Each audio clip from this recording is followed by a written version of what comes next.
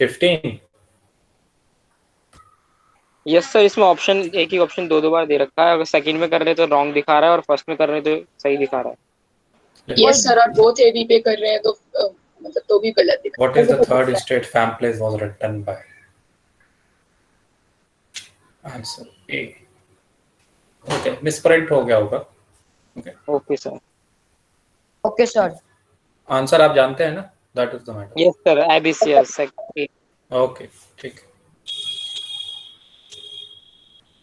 और कोई डाउट किसी का? No sir. चलो, तो let me see how many of you prepared yourself. Yes, Arnav Singh. Manik Yes, sir. has left the meeting. Arnav, we studied good about evening, French sir. Revolution. Good evening. Yes sir. आपने French revolution पढ़ा है? Yes sir. Okay, तो French revolution में जो society थी during late 18th century, उसके बारे में कुछ डिस्क्राइब करिए। What was the scenario when Louis 16 came to throne? Okay sir. Sir, Louis XVI was of Bourbon family of kings, and he ascended the throne at an age of 20 years. He had married to Austrian Princess Marie Antoinette. When he ascended the throne, he saw that the treasury was empty. There were three reasons behind it: long years of war, maintenance of an extravagant court at Versailles, and also the help which Louis XVI gave to 13 American colonies to fight against the British. These were the three reasons. Moreover, now this had led to the debt of more than 2 billion livres on the government, and moreover, the ones who have given. Wait Yes, sir. Arnav, आपने Yes. Treasury empty होने का कारण क्या क्या बताया था? 3 reason बताए थे। Yes, sir. Sir, long years of war, maintenance of an extravagant court at Versailles, and help which Louis XVI gave to 13 American colonies. इस तरीके से आप मैंने लिखवाया है आपको? सर, आपने 3 reasons तो लिखवाए थे।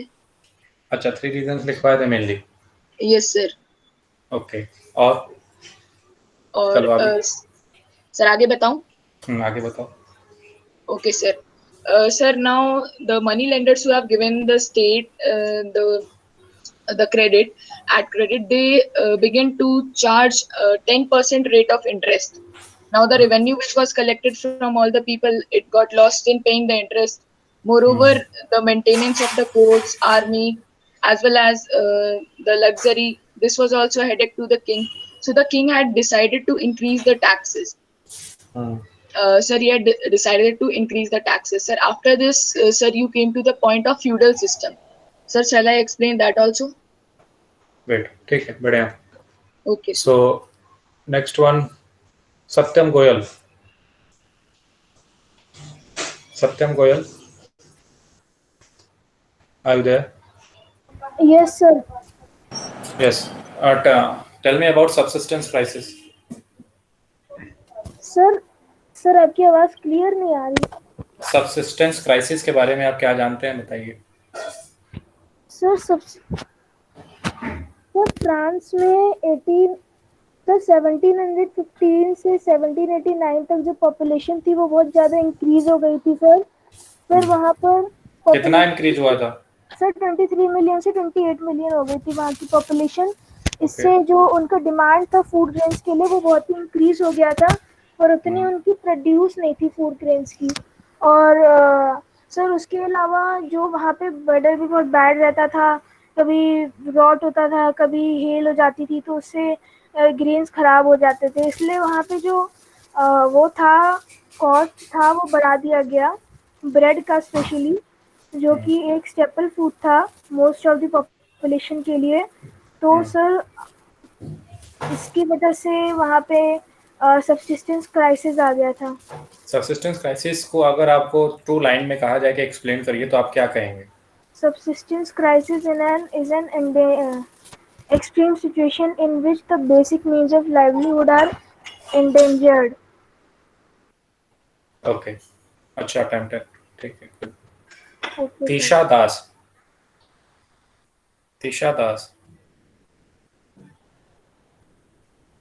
Am I audible to you, Tisha?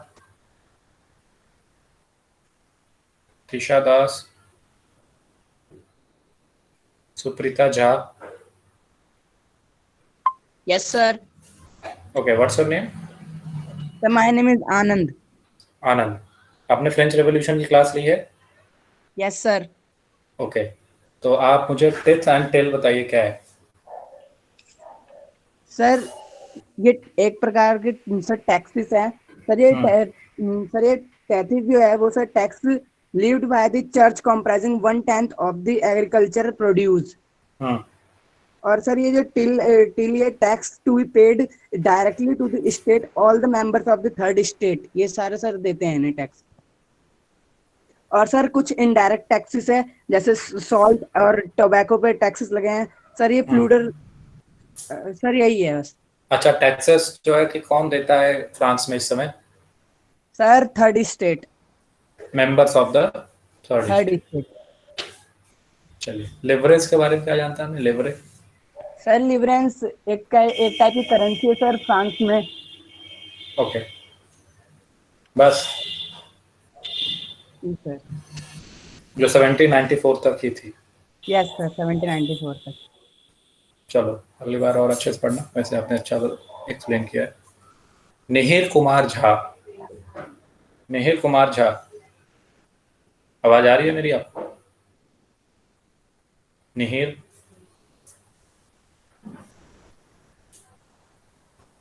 Okay.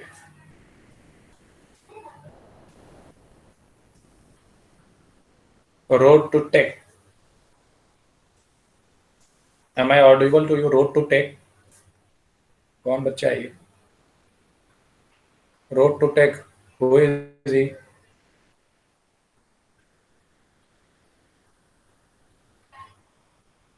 Academic department से कौन है मैडम? मधु मैडम.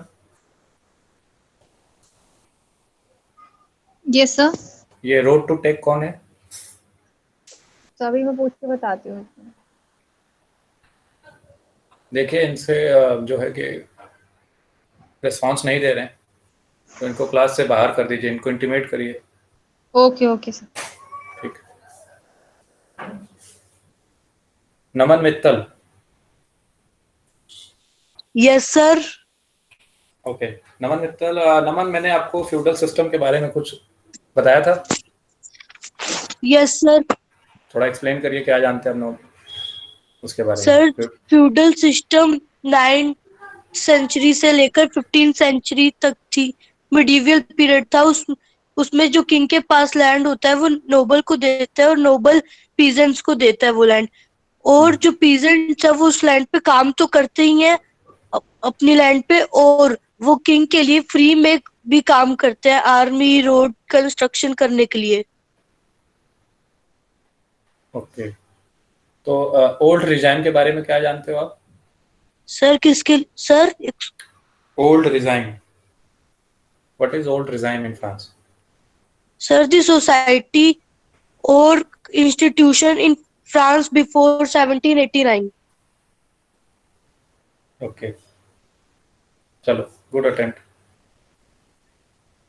श्रुति चंद्रा.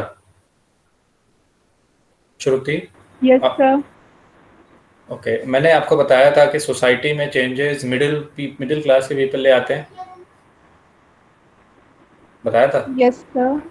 अब मिडिल क्लास में कौन कौन से लोग हैं मेनली जो रिस्पॉन्सिबल हैं चेंजेस के लिए? सर लॉयर्स और एडमिनिस्ट्रेटिव्स. ओके. एंड सर और? Businessman, manufacturer. ओके, क्या ये चेंजेस लाना चाहते थे mainly? What sort of means changes they were ये सीकिंग लाना राइट? चाहते थे कि जो प्रिविलेजेस होते हैं वो बाय बर्थ नहीं होने चाहिए, बाय मेरिट होने चाहिए. बाय मेरिट होनी चाहिए. ओके, तो मॉन्टेस्क्यू ने एक किताब लिखी. The social contract. ओके, जिसमें उन्होंने कहा कि पावर को क्या कर दो, डिस्ट्रीब्यूट कर दो. सही कह रहा हूँ? सर उन्होंने द स्पिरिट ऑफ लॉज लिखी थी. अच्छा, द सोशल कॉन्ट्रैक्ट नहीं लिखा था. Sorry sir. Sir, can you please repeat the question? The spirit of law जो है आपने कहा मॉन्टेस्क्यू ने लिखा है, Yes, मैंने sir. कहा कि सोशल कॉन्ट्रैक्ट, तो इसमें से सही कौन सा है? Sir, the spirit of laws. Okay, so the spirit of law आप कह रहे हैं जीन जैकस रूसो ने लिखा है? Sir, no, sir. Sorry, sir. You are correct, sir. The social contract लिखा था उन्होंने. कौन? जीन जैक्स रोक्स्यू ने. रूसो। एक्चुअली श्रुति आप थोड़ा ध्यान से सुनिए, मैंने आपको थोड़ा कंफ्यूज करने की कोशिश की थी यहाँ पे, ठीक है। मॉन्टेस्क्यू ने किताब लिखा है the spirit of the law, और जीन जैकस रूसो ने लिखा है क्या, द सोशल कॉन्ट्रैक्ट, ठीक है। Okay, sir. Meenakshi, yes sir. Meenakshi आप बताओ कि जॉन लॉक के बारे में क्या जानते हो? सो John Locke was a writer and he wrote, मतलब एक तरीके से वो फिलोसोफर थे, प्रोमिनेंट फिलोसोफर जो मेन में आते हैं। उन्होंने 2 टेरिटरीज ऑफ गवर्नमेंट लिखी थी एंड वो डिनाई करते थे डॉक्ट्रिन ऑफ द डिवाइन, जिसमें सिर्फ मतलब राजा ही शासन करेगा और उसके मतलब आगे जो उनकी पीढ़ियां चलती जाएंगी वो ही, मतलब एक तरीके से मोनार्की के वो खिलाफ थे। ओके, और जीन जैकस रूसो ने क्या कहा? तो जीन जैकस रूसो ने सोशल कॉन्ट्रैक्ट पे बुक लिखी थी and he proposed a form of government based on social contract between people and their representative. मतलब उन लोगों के बीच में जैसे इलेक्शंस के थ्रू अब हम वो लोग अपना काम बताते हैं एंड फिर उसके बाद हम उनके बेसिस पे उनको वोट करते हैं, तो कहीं ना कहीं आपस के बीच में मतलब एक कंट्रैक्शन रहता है वो। क्या उन्होंने क्या ये theory- ऐसा हम ये देखते हैं कि इसके जो थ्योरीज हैं फिलोसफर्स के बहुत ज़्यादा एक्सेप्टेबल है, क्यों इतना एक्सेप्टेबल है ये? क्योंकि सर उस टाइम में ये थ्योरीज बिल्कुल नहीं थी। अब के टाइम में अगर हम ये कोई थ्योरीज बोलेगा तो हमें लगेगा कि तो बहुत कॉमन सी बात है, क्योंकि अब ऑलमोस्ट हर ही जगह पे डेमोक्रेसी स्टैब्लिश हो चुकी है। लेकिन उस टाइम पे ये बिल्कुल न्यू थ्योरी थी, तो इनके बारे में सोचना और उसको फिर अपने एक स्टेट में जैसे अमेरिकन कॉलोनीज ने अपनाया बहुत बड़ी बात होती थी, तो इसलिए इन पे बहुत सोचा जाता था और इनको अपनाया जाता था। क्योंकि मोनार्की से हटके या इन सारी चीजों से हटके ये पहला ही डेमोक्रेसी का कुछ एस्टेब्लिशमेंट करने के लिए कुछ थ्योरीज दी गई थी। चलो ठीक है। Manoj Jain, yes sir. ये बेस्टाइल को डिमोलिश किया गया था, बेस्टाइल के बारे में क्या जानते हो? Sir Bastille actually. Sir Bastille वो Bastille was demolished because it was hated by all and stood for the despotic power of king। मतलब कि बेस्टाइल इसलिए मतलब बेस्टाइल को खत्म इसलिए किया गया था क्योंकि वो सभी उसे नापसंद करते थे और वो किंग की डेस्पोटिक पावर पे स्टैंड करता था। और ये फोर्टलेस प्रिजन था, ये पेरिस में था। ओके, और ये अभिषेक कुमार, Yes, sir. आप एक्सप्लेन कर सकते हैं? Yes, sir. Sir, बताइए आप। Bastille was a prison. Sir, हाँ। Bastille was a prison in the eastern side of the kingdom. Prison और fortress prison. Fortress prison. Okay, Sir, it was a fortress prison in the eastern side of the kingdom, and it was hated by all. That's hated by all, and it stands for the wrong power or the despotic power of the king, because of which it was destroyed. Okay, चलो ठीक है। तो लगभग सभी ने answer ठीक ठाक ही दिया, ठीक है। और नेक्स्ट क्लास में कोशिश करिए। Yes, someone is saying something. Sir एक डाउट था सर। बोलिए। सर नाम वो बताइए। सर देवांश चौधरी। यस देवांश, बोलिए। सर वो sir first and second sir third state sir समझ में नहीं आया था सर, ये कौन कौन सी थी sir first second and third state? First second and third E state जो थे, ये एक सोशल हायरार्की थी जो कि फ्रांस में पाई जाती थी, जिसमें कि फर्स्ट 2 स्टेट्स को स्पेशल प्रिविलेजेस दिए गए थे, ओके, और थर्ड स्टेट्स को नहीं दिए गए थे। और चलिए अभी मैं बता रहा हूँ।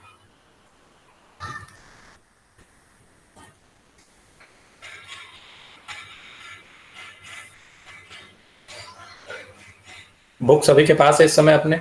आप लोग सभी अपने साथ बुक रख के बैठे हो? Yes Yes, sir. जो बच्चा अच्छे से रीड कर सकता है वो चैट में अपना नाम लिख दे। ओके, देखो ये बुक, ये आपको दिख रही है पिक? Yes, sir. ये देखो यही बेस्ट स्टाइल है, फोर्ट्रेस। ठीक है, इसी का डिमोलिशमेंट हुआ। ओके, उसके बाद आप पूछ रहे हैं ये ई स्टेट के बारे में, first E state, second and third E state, यही पूछ रहे हो आप? फर्स्ट सर ई बुक है आपके पास? आप अपने जो है बुक को ओपन करिए, जो आप एनसीईआरटी आपने खरीदी है या मॉड्यूल है उसको ओपन करिए और देखिए। ठीक है, और जो लोग अच्छे से रीड कर सकते हैं वो अपना नाम चैट में लिख दें।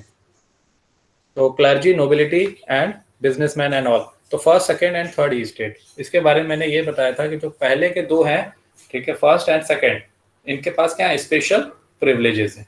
ओके, और टैक्सेस वगैरह कलेक्ट करना एंड ऑल, टैक्सेस ना पे करना, ये जो है कि ये एंजॉय करते हैं। वेयर एज सारा दारोमदार किसके ऊपर है? थर्ड ई स्टेट। थर्ड ई स्टेट में हालांकि कुछ लोग ऐसे भी हैं जो रिच हैं बट दे हैव टू पे टैक्सेस, और उनकी संख्या भी क्या है, कम है। Okay, so there was a discrimination in society on the basis of these three E states, where the third E state was exploited a lot, particularly the people belonging from peasant, artisan, small peasants, landless labor servants, etc., and women, of course. Okay, तो ये जो है कि ई state के बारे में समझ में है, समझ में आया Devansh Chaudhary? Yes sir. Okay, चलो, द फ्रेंच रेवोल्यूशन में we will continue with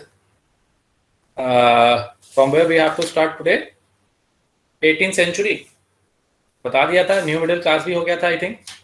Yes, the outbreak of revolution. Yes, we will start with the outbreak of the revolution। बीच में कोई बोलेगा नहीं जब तक मैं न कहूं।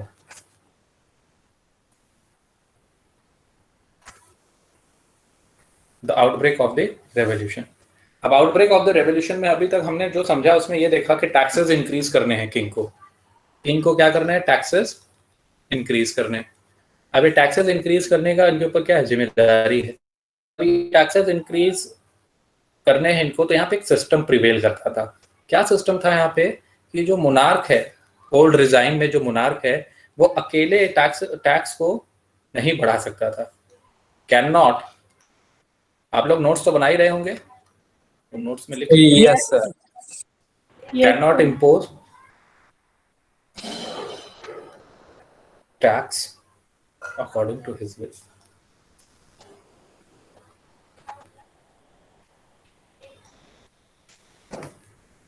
Can not impose tax according to his will. इसके लिए इसको क्या करना था? इसके लिए इसको क्या करना था कि he has to call E State General. Very important. What was E State General? Multiple time has been asked in NTSC as well as can be asked in your CBSE. What was E State General? ठीक है, ये क्या करता था? पास करता था proposal for new taxes. नए taxes के प्रपोजल को क्या करता था? ये पास करता था। अब ये ई स्टेट जनरल को अगर आपसे पूछा जाए कि डिफाइन ई स्टेट जनरल, तो कैसे आप डिफाइन करेंगे? ई स्टेट जनरल को आप लिखेंगे कि ये क्या है? Political body.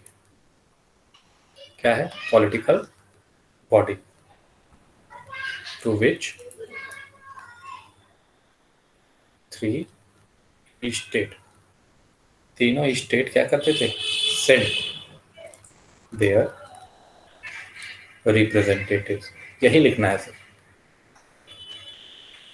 ओके, तीनों स्टेट के लोग अपने क्या करते थे? रिप्रेजेंटेटिव भेजते थे। अब इसमें एक चीज देखोगे कि जब ई स्टेट जनरल को कब बुलाना है कब नहीं, कौन डिसाइड करता था? मोनार्क डिसाइड करता था। Monarch alone decide when to call meeting। तो सर ये उनके इसमें मतलब वेट करो, राइट्स में। वेट करो मोनाक्षी, मोक्षिका सॉरी। आप अपने डाउट्स को एक जगह लिखिए, जब मैं पूछूं कि डाउट है किसी का तब उसमें आप बोलिएगा, ठीक है? आप लिखते चलिए आपके पास जो डाउट आ रहे हैं नोटबुक में। तो मोनार्क क्या करता है? Alone decide when to call meeting of it, ठीक है? तो ये सोल राइट था मोनार्क का। मीटिंग तो ये खुद डिसाइड करता है, बट टैक्सेस ये नहीं बढ़ा सकता। मीटिंग ये खुद डिसाइड करेगा बट टैक्सेस नहीं बढ़ाएगा। अब टैक्सेस बढ़ाने की क्या तरीका है? अब पहले ये लास्ट मीटिंग इसने कब बुलाई थी? 1614 में। लास्ट मीटिंग 1614 में है, ठीक है? अब ये लिख लिया सभी ने? Shall I rub this? No sir. No sir. No sir. Write it down sir fast. Last meeting कब अरेंज करी थी? 16 14. Last meeting 1614। अब इन्होंने डिसाइड किया कि ठीक है 1614 हो गया, तो अब नया जो इस टाइम जो टैक्सेस बढ़ाना है, इस बार 5 मई 1789। देखो ये टाइम याद रखिएगा, मई आएगा, फिर जून आएगा, फिर जुलाई आएगा, फिर अगस्त आएगा, ठीक है? ये ध्यान रखिएगा, ठीक है? तो 5 मई को क्या होता है, यहाँ पे जो एक बड़ा भव्य जो रेस्प्लेंडेड हॉल है,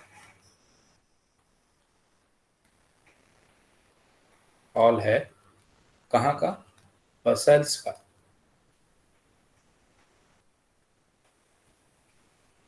वहां पे इन्होंने मीटिंग बुलाई थी। ओके, अब मैं मिटा रहा हूँ, जिसका रह गया होगा वो वीडियो फिर से देख के इसको क्या करेंगे, लिख लेंगे। सर ये वर्सलाइज की एक बार स्पेलिंग बस डिक्टेट कर दीजिए। VERSAILLES। आपके पास आपकी बुक अगर होगी तो उसमें आपको मिल जाएगा। अब हुआ क्या? VER SAILLES, वर्सलेस। अब इस यहाँ पे वर्सलेस में होता क्या है, जो ईस्ट एंड जनरल बॉडी है, ईस्ट स्टेट जनरल की जो बॉडी है, पॉलिटिकल बॉडी, अभी आपने पढ़ा, यहाँ पे 300 रिप्रेजेंटेटिव्स। सर ये वर्सलाइज क्या थी, एक बार रिपीट कर जगह है वहाँ पे एक जो है भव्य हॉल था, वहाँ पे स्टेट जनरल की मीटिंग बुलाई गई। ओके, तो फर्स्ट ईस्ट स्टेट वाले अपने 300 रिप्रेजेंटेटिव भेजते हैं। 300 रिप्रेजेंटेटिव्स आते हैं,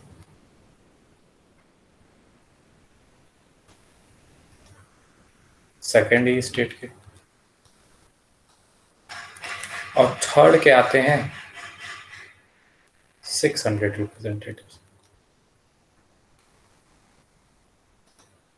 ये किसके हैं? थर्ड ईस्ट स्टेट के। अब यहाँ पे ये लोग आ गए, अब यहाँ पे इतने रिप्रेजेंटेटिव्स आ गए। थर्ड ईस्ट स्टेट्स में देखोगे कि यहाँ पे एक्सेप्शन था। अच्छा, यहाँ पे एक चीज और जो मुझे बतानी है, ये दोनों बैठते हैं सामने एक दूसरे के, फर्स्ट ईस्ट स्टेट और second estate. Whereas जो ये थर्ड ईस्ट स्टेट के मेंबर्स थे 600, वो क्या करते हैं, वो खड़े रहते हैं, ठीक है? ऐसे लिख सकते हो, first and second seated in a row facing each other. Okay, whereas third east states were standing.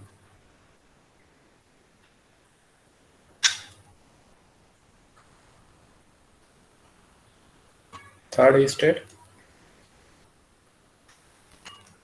standing by.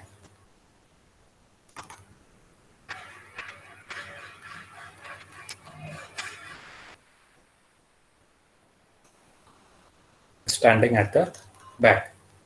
Okay, अब इसके बाद जब ये थर्ड ईस्ट स्टेट में अगर हम देखें तो ये 600 रिप्रेजेंटेटिव्स हैं कौन जो यहाँ पे आए? तो जो प्रॉस्परस और एडुकेटेड हैं वही लोग आए हैं, जो पैसे वाले लोग हैं और पढ़े लिखे लोग हैं। ओके, प्रॉस्परस एंड एडुकेटेड, यही लोग आए हैं। यहाँ पे कौन नहीं आया? Who were denied?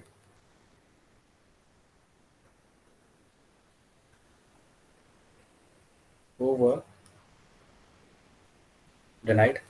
अगर denied में देखोगे तो you will find that A peasants, ये लिख लेना, ये एनटीएससी में क्वेश्चन आया हुआ था, peasants, artisans and women. Okay, sir इन्हें राजा मना करता था या? रूल के हिसाब से राजा ही मना करेगा, मोनार्की है तो राजा ही मना करेगा। Peasants, artisans and women, they were denied entry. अब इनको एंट्री नहीं मिलती है। ओके, अब होता क्या है, जब इनको नहीं मिलती एंट्री तो अब ये अपनी बातों को कैसे थर्ड स्टेट्स को दें? तो ये क्या करते थे, ये लोग अपने 40,000 लेटर्स इन्होंने लिख के दिए थे, लेटर्स दिए थे, ठीक है, किसको? टू ऑफ ग्रीवेंसेस, ठीक है, प्रॉब्लम्स, लेटर्स,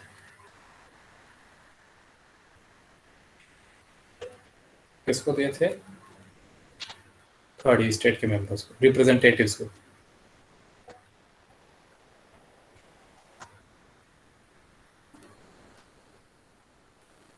तो मतलब थर्ड स्टेट्स के जो 600 लोग गए हैं वो प्रॉस्परस और एडुकेटेड हैं, और कौन नहीं गया वहाँ पे? पीजेंट्स, आर्टिशंस एंड विमेन्स, क्योंकि उनको एंट्री ही नहीं मिलती है। तो इन लोगों ने 40,000 लेटर लिख के इनको अपनी बातों को, अपने प्रॉब्लम्स को इनके साथ भेजा। अब जब यहाँ प्रॉब्लम्स गई, अब यहाँ पे अब वोटिंग होती है। सर लेटर्स ऑफ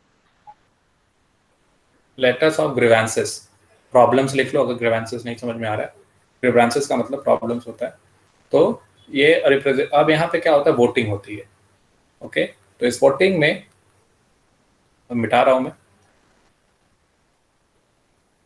इस वोटिंग में होता क्या है, यहाँ पे वोटिंग होती है। अब इस वोटिंग में क्या होता है कि यहाँ पे जो पहले रूल है उस रूल के हिसाब से each state, her each state has 1 vote. अब इसका मतलब समझ रहे हो? ये 300 लोग, ये 600 लोग और ये 300 लोग, फर्स्ट, थर्ड एंड सेकंड, अगर ऐसे लिख लें तो इनका भी एक वोट है, इनका भी एक वोट है और इनका भी एक वोट है। ओके, मान लेते हैं अगर कोई भी कानून पास करना है, ओके, तो ये और ये क्या हो जाएंगे? एक हो जाएंगे। ओके, और 2:1 के हिसाब से कौन जीतेगा? जिसको ये और ये प्रिफर करेंगे। समझ में आ रही है बात? तो यहाँ पे ये जो इक्वालिटी नहीं है, but we not found, but we see here that there is no equality. तो होता क्या है, जो मेंबर ऑफ थर्ड स्टेट है वो कहते हैं ऐसा नहीं होगा अब। Okay, this will not happen any more, अब there is a need of change. Okay, तो अब यहाँ पे क्या होगा? There is a need of change. अब वोटिंग जो होगी, voting should be conducted assembly as a whole.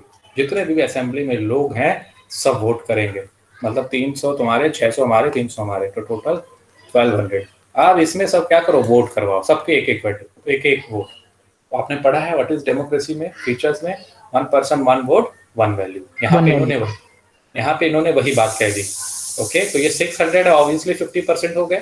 तो ऐसा भी नहीं है कि 300 और 300 में सभी लोग जो है कि 600 के खिलाफ हैं। कुछ लोग ऐसे मिल जाएंगे, एक भी अगर मिल गया तो 601 हो गया, और 601 हो गया मतलब जो भी लॉ है ये चाहते वो पास हो जाएगा। तो यहाँ पे इस तरह की उन्होंने डिमांड की। जब इस तरह की डिमांड आती है, डिमांड उन्होंने कब, कौन सी ईयर से शुरू करी? अभी पीछे मैंने क्या बताया था, 5 में 5 में 1789 को ऐसा हुआ। ओके, तो यहाँ पे each member would have 1 vote. तो ये किस पे बेस्ड था? Democratic principle. लिखवा देता हूं मैं, डिमांडेड, यहाँ पे demanded that each member would have 1 vote.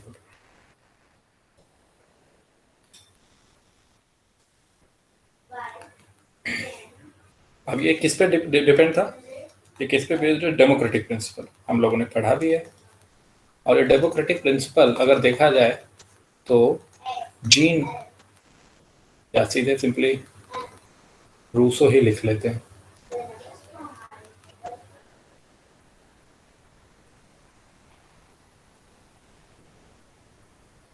Rousseau ने अपने किताब में पहले ही क्या कर रखा है, बता रखा है। रूसो की कौन सी किताब है, द सोशल कॉन्ट्रैक्ट। याद रखिएगा, एक भी एग्जाम में पूछा गया एक बार कि यहाँ पे जो मेंबर ने ये डिमांड रखी वो किसके प्रिंसिपल पे थी, किस बुक पे बेस्ड थी, तो रूसो के बुक द सोशल कॉन्ट्रैक्ट पे वो बेस्ड थी। अब जैसे ही उन्होंने ये डिमांड रखी, ओके, तो हुआ क्या कि किंग ने रिजेक्ट कर दिया। किंग ने क्या किया, किंग रिजेक्टेड, अरे ऐसा थोड़ी कुछ होगा जैसा तुम सोच रहे हो, ऐसा चलता आ रहा था, चलता आ रहा है, वैसा ही होगा। ओके, और जैसे किंग ने रिजेक्ट किया तो क्या होता है कि member of third state walked out of the assembly. Member of the third state क्या करते हैं, walked out of the assembly, बाहर निकल जाते हैं। ठीक है, तब तुम ही देख लो, आप ही लोग अपना समझ लो, हम लोग निकलते हैं बाहर। और जैसे ही वे बाहर आए, शैल I rub this,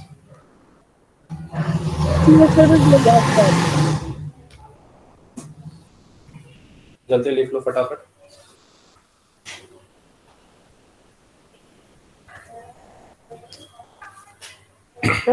Sir, now you can erase it. Sir, please wait.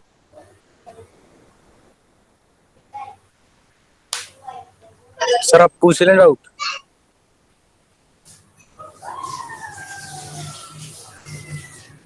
Now I am rubbing this, ठीक है। अब होता क्या है कि अब ये अपने आप के जो रिप्रेजेंटेटिव्स थे जो बाहर निकल गए नाराज होके, थर्ड स्टेट वाले, ये अपने आप को रिप्रेजेंटेटिव्स ने बताया कि हम लोग क्या बनेंगे। रिप्रेजेंटेटिव ने कहा कि हम लोग आवाज उठाएंगे for spokesman for the whole French nation, पूरे फ्रेंच नेशन के लिए हम आवाज उठाएंगे।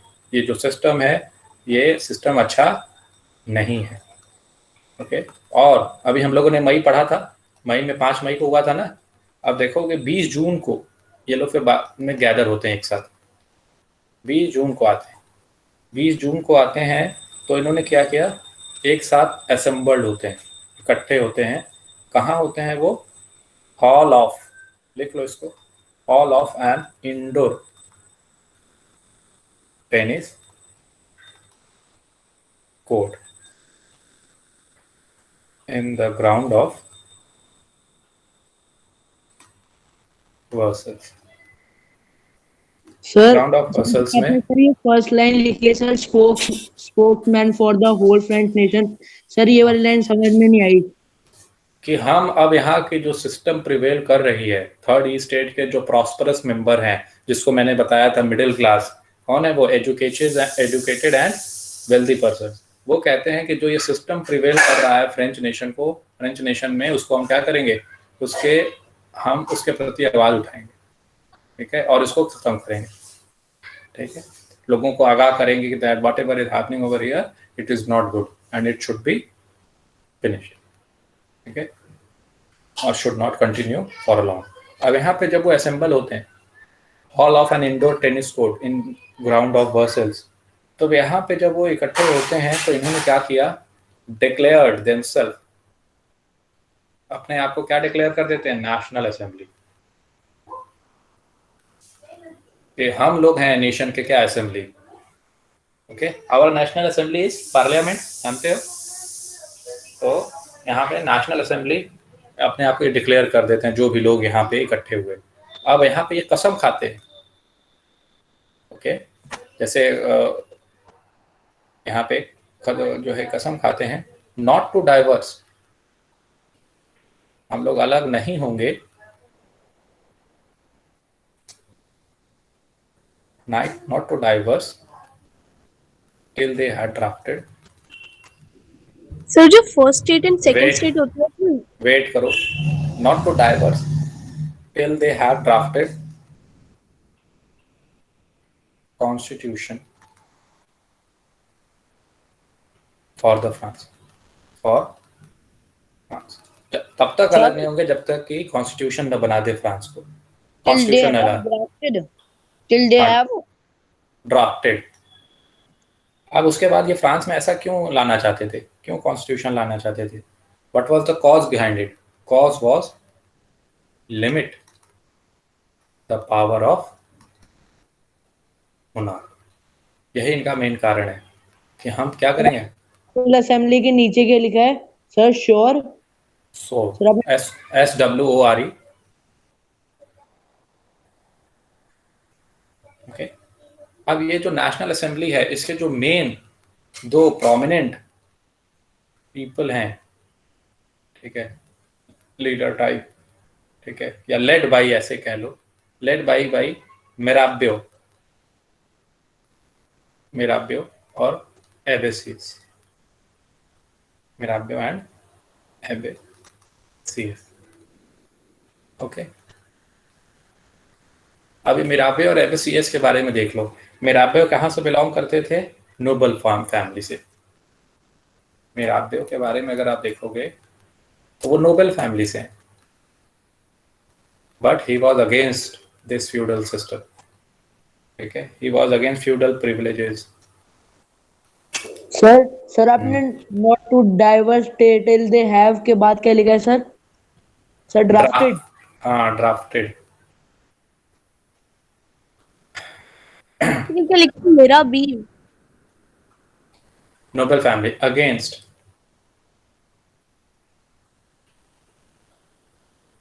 Feudal, he was against feudal privileges. Feudal privileges आप समझते हैं क्या है, उसके वो अगेंस्ट थे मेरा पे। ओके। एंड वो क्या कर बुलाए, जनरल्स वगैरह ले आए, पावरफुल स्पीच दे रहे हैं, लोगों को मोबिलाइज कर रहे हैं और कह रहे हैं कि अब टाइम आ गया है, अब इस किंग को क्या कर दो, हटा दो। पावरफुल स्पीचेस वगैरह दे रहे हैं। तो इस तरह के से मिराबियो के बारे में समझा हमने। फिर नेक्स्ट एबेसियस देख लें। एबेसियस ये प्रीस्ट थे, ओरिजिनली क्या है ये प्रीस्ट। इन्होंने एक पत्रिका लिखी है, पुस्तिका लिखी है, पैम्फलेट। ओके। इसका नाम क्या है? What is the third estate. ये कई बार एनटीएससी में है। What is the third estate? Sir feudal privilege के बाद क्या लिखा है? जर्नल। फ्यूडल प्रिविलेज के बाद जर्नल। यस सर जनरल मतलब यहाँ पे जर्नल वगैरह आते हैं ना मीडिया में, प्रिंट वगैरह। एंड सर जो फर्स्ट स्टेट एंड सेकंड हाँ, स्टेट की वुमेन थी, उनको वोट करने का या फिर रिप्रेजेंटेटिव बनने का हक था? नहीं, मतलब वुमेन को किसी भी स्टेट में वोट या रिप्रेजेंटेटिव बनने का अधिकार नहीं था? नहीं। Okay sir. लिख लिया सभी ने? सर मतलब जो नेशनल असेंबली के लीडर्स थे वो खुद थर्ड स्टेट के मेंबर्स नहीं थे। हाँ, अब ये क्या पूछ रहे हो, फिर से पूछना जरा। सर मतलब जो नेशनल असेंबली के लीडर्स थे वो खुद थर्ड स्टेट से बिलोंग नहीं करते थे, यही मतलब है ना इसका? अब इसमें यही मतलब निकल के आ रहा है। ओके। अब देखो, जो मेन वहाँ पे रिच मेंबर्स थे, आप ये जानते हो जो 600 गए थे वो रिच मेंबर्स थे थर्ड स्टेट से। तो अब इसमें एक्चुअली मेराबे और ओरिजिनली एबेसियस, तो ओरिजिनली देखो वर्ड यूज किया गया है ये थर्ड स्टेट के साथ, बट ओरिजिनली प्रीस्ट थे। ये नोबेल फैमिली से बिलोंग करते थे, but they were also against the first and second state. अब मैंने आपको जब ये बताया कि 600, फिर मैंने ये कहा ना कि कुछ लोग ऐसे भी होंगे जो इनको सपोर्ट करेंगे और उनको नहीं करेंगे, फर्स्ट एंड सेकंड को सपोर्ट नहीं करेंगे, थर्ड को करेंगे। तो उनमें से ये लोग हैं। अब देखा गया कि जब ये वहां से उठकर यहाँ पे आ रहे हैं, अपने प्रिविलेजेस को गिव अप कर रहे हैं और थर्ड स्टेट को ज्वाइन कर रहे हैं, तो लोग इनको क्या करते हैं, सपोर्ट करते हैं। समझ में आ रही है बात आपको? यस सर इन्होंने पैम्पलेट छापा था ना? Yes yes. क्या कह रहे हो सर? जो ये पैम्पलेट है इनमें, मतलब ये इन्होंने छापा था, लेकिन इसमें इन्होंने लिखा क्या था कि what is the third state? Third state के बारे में क्या बताना चाह रहे हैं, उनकी वही था, उनकी प्रॉब्लम वगैरह यही सब। ये जो कंटेंट मैंने बताया ये सभी को क्लियर है? Yes sir. सर बट ये मीटिंग बुलाने की जरूरत क्या थी? मोनार्की तो वैसी था, वो अपने आप ये किसको शो करना चाहता था कि वो अपने उसके पास ये पावर नहीं था कि वो टैक्स अलोन बढ़ा सके। तो सर वो भी तो पावर अपने हाथ में ले सकता था ये वाली, क्योंकि वो तो वैसे भी मोनार्की था। तो मोनार्की में था, बट यहाँ पे उनको first and second E state को भी तो कंसिडर करना है, ठीक है। सर ये फर्स्ट एंड हमारे स्टेट से वो, ये देखो आप देखो मोनार्की काम कर तो रहा है, बट एक सिस्टम से भी वो काम कर रहा है कि ट्रेडिशन जो चला रहा है वही ट्रेडिशन, उसको मालूम है जीतना तो हर हाल उसी को है, क्योंकि फर्स्ट हर ई स्टेट को एक एक वोट ही मिला है, ओके, और हमेशा उसके ही डिसीजन को इम्प्लीमेंट होना है, तभी तो वो मना कर देता है, रिजेक्ट कर देता है। और थर्ड सो स्टेट सर वाले वाइट पॉलिटिक्स क्या सर मींस वाइट पॉलिटिक्स मतलब दिखाना, मतलब मतलब करना वही जो वो चाहता है, लेकिन सिस्टमैटिक वे में। हाँ, आप ऐसे भी कह सकते हो। सर ये हमारे कास्ट सिस्टम की तरह ही होता था ना? मोर और लेस। एंड सर जो ये इनके जो रिप्रेजेंटेटिव्स थे, ये अपनी प्रॉब्लम्स के बारे में ही बोलते थे, या पूरी मतलब जो इनके थर्ड स्टेट की प्रॉब्लम्स थी उनके बारे में भी आवाज उठाते थे? कौन? जो इनके रिप्रेजेंटेटिव्स थे थर्ड स्टेट के। तो थर्ड स्टेट के रिप्रेजेंटेटिव्स थर्ड स्टेट के बारे में ही कहेंगे ना, बिकॉज वो रिप्रेजेंटेटिव है ना। ओके। भूमिका Upadhyay, okay wait, chat.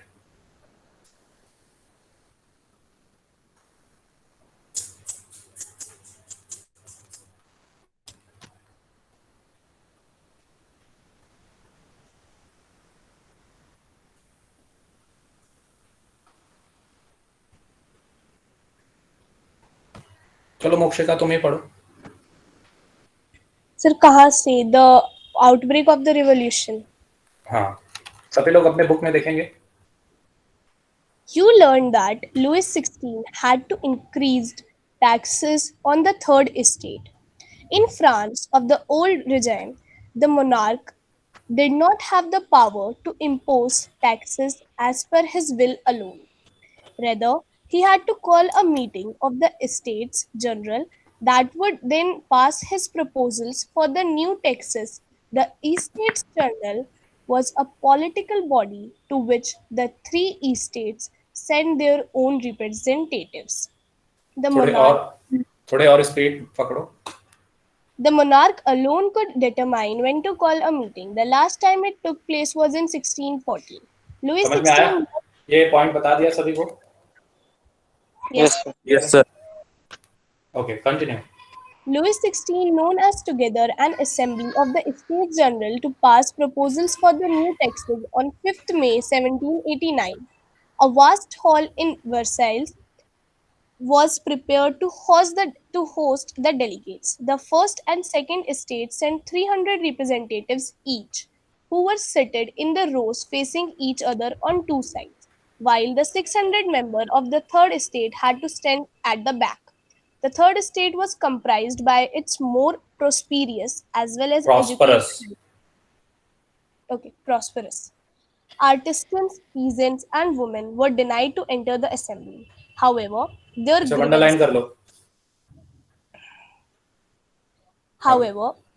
grievances and the demands were given place in a few 40,000 letters which the representatives had brought with them. Voting in the Estates General in the past. Wait, Deepak. Yes sir.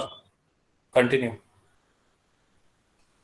Sir actually मेरी book sir मेरे पास है नहीं, तो sir मैं screen से पढ़ लूं? पढ़ो। सर स्क्रीन पे कहाँ पे है? तुम्हें पता ही नहीं है रीडिंग कहाँ पे हो रही है एक्चुअली? नहीं सर, मतलब सुन रहा हूँ मैं, अच्छी तरीके से नोट्स बना रहा हूँ, लेकिन सर स्क्रीन में नहीं है, नोट्स पे ध्यान। नेक्स्ट टाइम से आपके पास क्लास में बुक होनी चाहिए जब भी आप बैठेंगे, ठीक है? देखो Arnav. Yes sir. Yes. Continue your Yes sir, पता है. Voting in the Estates General in the past had been conducted according to the principle that each estate had one vote. This time too, Louis XVI was determined to continue the same practice, but the members of the third estate demanded that voting now be conducted by the assembly as a whole, where each member would have one vote. This was one of the democratic principles put forward by philosophers. Yes sir. This was one of the democratic principles put forward by the philosophers like Rousseau in his book The Social Contract. When the king rejected this proposal, members of the third estate walked out of the assembly in protest. The representatives of the third estate viewed themselves as spokesmen for whole French nation. On 20 June, they assembled in the hall of an indoor tennis court in the ground of Versailles. They declared themselves Versailles. They declared themselves a national assembly and swore not to disperse till they had drafted a constitution for France that would limit the powers of the monarch. They were led by Mirabeau and Abbé Sieyès. Underline कर दो sir. Okay, sir, underline. They were led by Mirabeau and Abbé Sieyès. Mirabeau was born in a noble family but was convinced of the need to do away with a society of feudal privilege. He brought out a journal and delivered powerful speeches to the crowds assembled at Versailles. Okay. Sir, shall I read further? हाँ. Abbé Sieyès, originally a priest, wrote an influential pamphlet called "What is the Third Estate?" While Okay. Wait. Okay, यहाँ sir. तक मैंने पढ़ा दिया है. आप लोगों को समझ में आया है सब? Yes, sir. Yes, sir. Yes, sir. Yes, sir. Yes, sir. Okay. चलो अब ये होगा कि एक चीज मुझे बताना है आपको कि जो टिक वगैरह हैं वो भी एग्जाम में आते हैं. और जैसे ये एक टिक है द टेनिस कोर्ट ओथ, तो आपके ये टिक बना दिया जाएगा. आपसे पूछा जाएगा कि ये क्या रिजेंबल कर रहा है, और उस ऑप्शन में 4 ऑप्शन होंगे. एक ऑप्शन ये भी होगा कि this is the tennis court oath. ठीक है, तो tennis court oath and Jacques Louis David ने पेंटिंग बनाई है, ये याद रखिएगा. Mark it important for your NTSC and CBSE as well. Okay, now we will move to the next point. Sir, may I read now? मैंने PDF खोल ली book की. Okay, अच्छा, अब नेक्स्ट टाइम जब मैं समझा लूंगा उसके बाद आप रीड कर लेना. Okay, sir. और नेक्स्ट है, हमने ये देखा कि वहां पे वो ड्राफ्ट करना चाहते हैं कॉन्स्टिट्यूशन, नेशनल असेंबली के लोग. अब उसी दौरान देखा जाता है कि जब वो बिजी थे, नेशनल असेंबली जब बिजी था,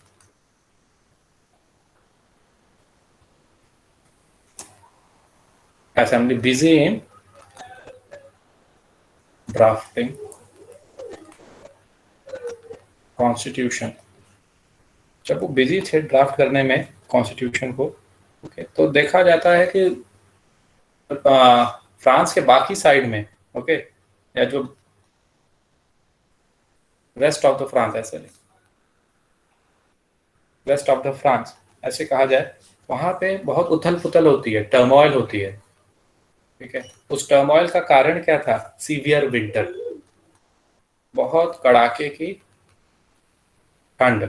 और उसमें क्या हुआ? Bad harvest, led to bad harvest. Bad harvest भी हो जाता है. इस बैड हार्वेस्ट में होता क्या है, मैंने शायद सब्सिस्टेंस क्राइसिस में सब समझा रखा है. हाँ, टर्मोइल, उथल पुथल. ठीक है, और इसका सब्सिस्टेंस क्राइसिस में मैंने समझाया था बैड हार्वेस्ट से क्या होगा. बैड हार्वेस्ट से ये होगा कि ब्रेड के प्राइसेस बढ़ जाएंगे, और ऑलरेडी आप जानते हो पॉपुलेशन इंक्रीज है. ब्रेड के प्राइसेस जब बढ़ जाएंगे तो क्या होगा? बेकर जो हैं, जो ब्रेड वगैरह बनाते हैं, ये क्या करेंगे? और फर्दर प्राइसेस हाई हों, फिर ये क्या करेंगे? अपने ब्रेड बेचेंगे. तो होर्डिंग करते हैं, होर्डेड सप्लाईज को होल्ड करके रखते हैं. ठीक है, अब होता क्या है कि इस दौरान, अब जब ओवरऑल जो खाने पीने की चीजें हैं वो कौन देखते हैं? यहाँ पे लेडीज देखती हैं. तो लेडीज जब लॉन्ग आवर्स इन क्यू बिताती हैं तो उन्हें गुस्सा आ जाता है. Women, ladies here refers to women. जब लॉन्ग आवर्स इन क्यू रहते हैं तो उन्हें गुस्सा आ जाता है. Okay, they turn angry. What they turn angry. और ये जो है शॉप को डिमोलिश कर देते हैं, कई सारे स्टॉर्म्ड. सर आपने बैड हार्वेस्ट के सर नीचे के लिखा है sir hoarded baker. Hoarded supplies. Baker तो यहाँ ऊपर लिखा है, इस पे बेकर ने ही किया है होर्डेड सप्लाईज. होर्डेड मतलब छुपाना. ठीक है, तो जमा करना, जमाखोरी. स्टॉर्म्ड इनटू शॉप्स में क्या किया? स्टॉर्म्ड कर दिया, मतलब उसको तोड़ फोड़ दिया. अब इसी को देखते हुए किंग ने क्या किया? ऑर्डर किया. किंग ने क्या किया? ऑर्डर्ड ट्रूप्स, ठीक है, टू मूव इनटू पेरिस। अब वही जो पहला हमने इवेंट पढ़ा था सबसे पहले, वो आ गया यहाँ पे कि ट्रूप्स ने ऑर्डर किया क्या कि पेरिस में एंटर करो। अब उसके बाद की कहानी आपको मालूम है, लोग क्या करेंगे, पीपल मिलिशिया बनाएंगे 7,000 मेन वेमेन, ओके, और वो बेस्टाइल में जाएंगे कि वहां पे आर्म्स एंड एमिनिशंस वहां पे होंगे, वहां से लेके हम इनसे फाइट करेंगे, और वहां पे कमांडर को मार देते हैं, प्रिजनर को रिलीज कर देते हैं, वो बेस्टाइल को डिमोलिश कर देते हैं। ये सब याद आ रहा है सभी को? Yes sir. हाँ, बना रहे थे नेशनल Yes, sir, असेंबली अच्छे से के याद लोग, बहुत शामिल होते हैं वेट 7,000 मेन एंड वुमेन में। वेट, अभी रुक जाओ, जिसके भी डाउट है अभी रुको, पहले ये कंप्लीट होने दो। ये हो गया यहाँ तक। अब कंट्री साइड में देखते हैं, कहाँ पे? Country side. कंट्री साइड मैंने आपको बताया गांव, ठीक है। तो वहाँ कंट्री साइड में ये देखा जाता है कि जो लॉर्ड्स हैं, lords of the manor. Manor क्या होता है आप जानते होंगे, लॉर्ड्स के जो जमीन और जो हवेलियां वगैरह होती हैं उसके इकट्ठे, ठीक है, एक साथ हम उसको क्या बुलाते हैं, मैनर बुलाते हैं। तो जो लॉर्ड्स थे, उसके जो मालिक थे, उन्होंने क्या किया, उन्होंने हायर किया है, किराए पे लिया है कुछ डाकुओं को, बैंड्स ऑफ ब्रिगेंड्स। ब्रिगेंड मतलब डाकुओं के गुट को हायर किया और कह दिया कि सर मैनोर मतलब समझ नहीं आया। मैनोर मतलब कि आप समझ लो कि हवेलियां, जो ओवरऑल स्टेट है उनका, जो उनके जमीन है, जायदाद और जो हवेली है, उसको इकट्ठे एक जगह होती है ना, तो उसको मैनोर बुलाया जाता है। हवेली मान लो, इस तरीके से मान लो। सर ये भी तो अब यहाँ पे क्या होता है, बैंड्स ऑफ ब्रिगेंड। सर ये भी हाँ? स्टेट थी क्या कोई मेनर? ई स्टेट मतलब वो वाला ई स्टेट नहीं है। मैनर मतलब आप ये समझो कि लॉर्ड्स के लैंड और उसके हवेलियों को मैनर बुलाया जाता है। देखो आपके पास अगर बुक होगी तो साइड में मैनर्स के मीनिंग भी, मैनर के मीनिंग को भी बताया गया होगा। तो वहाँ के जो मालिक थे, बैंड्स मतलब उनको बैंड्स ऑफ ब्रिगेड्स को हायर किया। अब उसके बाद वो बैंड्स ऑफ ब्रिगेड में डाकू, ओके, अब उन्होंने क्या किया कि ये सुनने में आया कि वो राइप एंड क्रॉप्स को क्या करेंगे, राइप एंड क्रॉप्स को डिस्ट्रॉय कर देंगे। क्या कर देंगे? राइप एंड क्रॉप्स को डिस्ट्रॉय कर देंगे। अब ये राइप एंड क्रॉप्स को डिस्ट्रॉय कर देंगे तो पीजेंट्स को सबसे बड़ी दिक्कत होगी। Shall I rub this? No Yes, sir. You may rub this. Sir ये सुनने में आया फिर हुआ ही था। ये ऐसा सुनने में आया कि उन्होंने हायर किया है और ये क्रॉप्स को डिस्ट्रॉय कर देंगे। अब मिटा दो। Yes sir. अब पीजेंट्स को सबसे बड़ी दिक्कत होती है कि भाई अगर ये यहाँ पे एक्चुअली अगर आ गए तो हम क्या करेंगे? तो प्लीज देर के लिए ऊपर स्क्रॉल कर दीजिए, इतनी देर में समझते, इतनी देर में लिखना रह जाता है। आप वीडियो देख के फिर से एक बार लिख लेना, ठीक है। तो अब होता क्या है कि राइप डिस्ट्रॉय क्रॉप कर देते हैं, ठीक है। फिर उसके बाद पीजेंट्स को बहुत क्या होता है, फियर होता है। पीजेंट्स के अंदर क्या है, फियर, कि ऐसा है तब तो हमारी जो फसलें हैं सारी क्या हो जाएंगी, खराब हो जाएंगी। अब क्या किया जाए? तो जो ये पीजेंट्स हैं फियर में तो हैं, तो अब ये क्या करते हैं, सेवरल डिस्ट्रिक्ट के पीजेंट्स एक साथ आते हैं, ओके। सेवरल डिस्ट्रिक्ट के पीजेंट्स एक साथ आते हैं और इन्होंने अपने जो है कि होज एंड पिच फॉक्स, जानते हो आप लोग? Sir what? Sir, no. Yes, sir. Pitchforks sir no. खेत खलिहानों में यूज होता है, उसी के औजार हैं ये। कुदाली और हाँ सर, होज तो जानते हैं, पिच वर्क। हाँ, ओके, कुदाली और नोकदार डंडा वगैरह, pitch work, pitchfork, not pitch work, it's pitchfork. Sir holded hoes and pitchforks. हाँ, ओके। तो पिच फॉक्स से लेकर अटैक करने जाते हैं, इनके पास कुछ है तो है नहीं, जो ये एग्रीकल्चरल ये इक्विपमेंट्स हैं यही हैं और इसी से ये अटैक करने जाते हैं। तो इन्होंने अटैक करने की बजाय हुआ क्या कि इनको मिला कुछ नहीं, ये चाटोइक्स जो नोबेल जिसमें रहते हैं, ठीक है, उस पर अटैक कर देते हैं। और जब इस पे अटैक करते हैं तो ये यहाँ पे जो भी ग्रेन लूट समझते हो, लूटेड होर्डेड ग्रेन्स, जो भी जमा की गई ग्रेन्स थी उसको लूट लेते हैं और burn down the documents,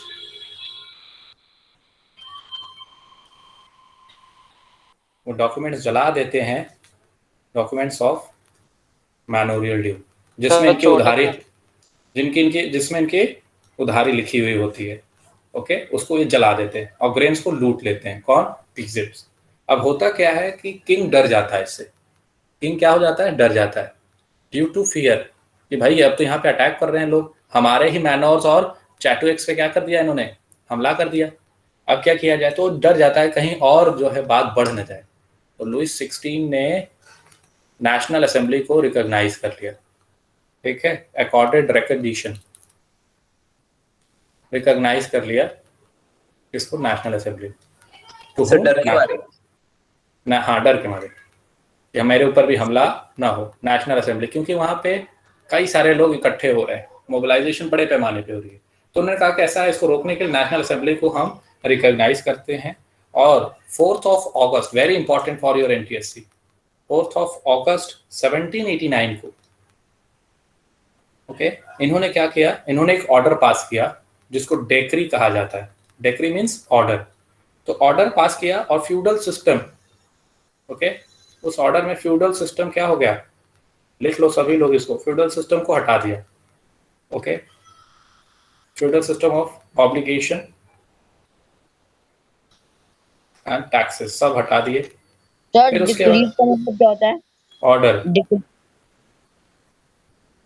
clergy, जो क्लर्जी थे, सर का मतलब पहले ये लिखो, were forced to give up their privileges. Clergy के जो प्रिविलेजेस वो खत्म हो गए, फ्यूडल सिस्टम खत्म हो गया। अब उसके बाद टेथ, जो अभी हम जान पढ़े थे, 1/10 ऑफ एग्रीकल्चरल प्रोड्यूस, वो भी खत्म हो गया। लैंड ओन्ड बाय चर्च, वो भी क्या होता है? जब्त कर लिया जाता है। कॉन्फिस्केटेड मतलब जब्त करना। ओके, और इस तरीके से ये सारी जब चीजें घटती हैं, इससे क्या होता है? गवर्नमेंट के पास पैसा आ जाता है। गवर्नमेंट के पास क्या आ जाता है? पैसा। कितना आ जाता है? विथ सर ये डिक्री मतलब ऑर्डर, मतलब उन्होंने ऑर्डर दे दिया कि अब से कोई फ्यूडल सिस्टम फॉलो नहीं होगा और ना कोई अब टैक्स लिया जाएगा इनसे। ठीक है। Sir excuse me sir, yes, अभी रुक जाओ। Government acquired asset 2 billion leverage. तो अभी हमने देखा कि इनके ऊपर उधार था 2 बिलियन लिवरेज का, और ये टैक्सेस बढ़ा के क्या करना चाहते थे? उस उधार की भरपाई करना चाहते थे। बट देखो यहाँ पे इनके ही खुद जब चले गए, ठीक है, तब अपने आप क्या हो गया? सारी उधारी के बराबर हमारे पास पैसे इकट्ठे हो गए। इसी पैसे को तो बढ़ाने, इसी पैसे की वजह से तो टैक्सेस बढ़ा रहे थे। आपको समझ में आ रहा है पॉइंट? ये सर एक और समझा दो। हमने पढ़ा, हाँ, उधार हमने पढ़ा 2 बिलियन लिवरेज का है, ठीक है, और उसकी वजह से किंग ने कहा टैक्स बढ़ाएंगे, तो ई स्टेट जनरल बुलाया। ई स्टेट जनरल फिर आप जानते हैं कि नेशनल असेंबली कहता है कि 1% 1 वोट वाला होना चाहिए, नहीं मानते बाहर निकल आते हैं, वो अपने कॉन्स्टिट्यूशन बनाएंगे। फिर देखा कि हम लोगों ने कि कैसे प्राइसेस ऑफ ब्रेड बढ़ जाते हैं, ठीक है, लोगों ने अटैक किया बेस्टाइल पे, बेस्टाइल पे भी अटैक हो गया, फिर चैटविक्स पे अटैक हो गया।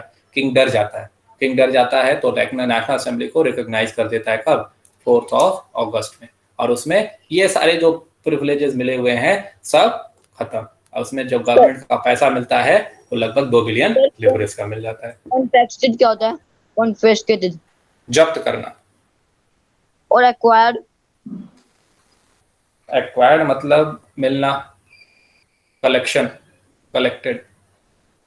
तो सर सारे टैक्सेस तो सॉरी, उन्होंने, एक्वायर्ड को पोसेस्ड कर दो। हाँ, फिर उनके पास 2 बिलियन लिवरेज वापस कैसे आ गया? मतलब कैसे हो गया? अरे तो ये लैंड की कीमत है, टैक्स भी जो है एबॉलिश हो गया, और इनके भी जो प्रिविलेज हैं क्लर्जी के वो भी जो है चले गए। तो इस तरीके से इनके पास पैसे बढ़ गए, डायरेक्ट पैसा आने लग गया अब। ठीक है। चलो सर जो ये हमने समझ ये वाला पढ़ा था, जब जब किंग ऑर्डर ट्रूप्स, उस टाइम पे सर जो 7,000 मेन एंड वुमेन थे, उसमें वो वाले मेन एंड वुमेन कौन से थे सर? जो जो लोग प्रॉस्परस थे वो थे, या फिर जो पीजेंट्स एंड आर्टिशंस थे वो लोग? सभी ग्रुप के लोग थे। देखो मेन तो देखो जो पैसे वाले होंगे वो तो नहीं जाएंगे। कौन जाएंगे? जो कि जिन ब्रेड, जो कि ब्रेड के लिए फाइट कर रहे हैं, those who are fighting for breads, ठीक है। Yes, उनके sir. अंदर गुस्सा ज्यादा होगा। पैसे वालों के पास तो मोरलेस थोड़ा पैसा है, वो उतना ज्यादा एग्रेसिव नहीं होंगे। एग्रेसिव कौन होगा? जो भूखा होगा, ठीक है। Yes, sir. एंड तो सर जो ज्यादातर ये सब हुए थे इससे पहले, उन सब में वो भी लोग शामिल थे जो नेशनल असेंबली का कॉन्स्टिट्यूशन बना रहे थे उस टाइम पे। हाँ ये वो सारे सब बिल्कुल बिल्कुल वो सब भी रहेंगे। चलो next point. Excuse me sir. हाँ बोलो। सर जैसा कि आपने बताया कि पीजेंट्स ने सब कुछ लूट लिया था, वहाँ का लूट मार की थी मैम, तो वहाँ पे अटैक कर दिया था। तो सर किस दया जो सर फिर उसको पनिश भी कर सकता था पीजेंट्स को। भीड़ को कैसे पनिश करोगे आप? बात तो यहाँ पे ये भी है। सर मतलब कंट्रोल तो कर सकता है मैम आर्मी बेस के। नहीं कर सकते ना, वहाँ भीड़ बढ़ती जा रही है। और आर्मी में भी देखो तो कुछ लोग पीजेंट्स हैं। अब क्या करोगे बताओ? आर्मी में भी अगर पीजेंट्स निकलेंगे तो वो साथ देंगे आपका? सभी नहीं। समझ में आ रहा है? तो आर्मी भी तो जनता की है। अब आपने आर्मी को क्या दे रखा है? आपने अभी पढ़ा कि वही पीजेंट्स है ना, किंग है। फिर आपने नोबेल पढ़ा और फिर आपने पीजेंट्स पढ़ा। इन्होंने जमीन, इनकी जमीन इन्होंने इनको दी, कह दिया कि इस पे काम करो और उसके बदले में हमारे यहाँ आर्मी में आओ। पढ़ा था? हाँ, और हमारे यहाँ घरों पे काम करो, कंस्ट्रक्शन में काम करो। किंग को तो आर्मी चाहिए। वो आर्मी है कौन? ये पीजेंट तो है। समझ में आया? Yes sir. Yes, sir. चलो अब आ जाओ। France becomes constitutional monarchy. Constitutional monarchy अब बनता है, मतलब मोनार्की तो रहेगा but that monarchy will work as per the constitution. Okay, अब इसमें क्या है?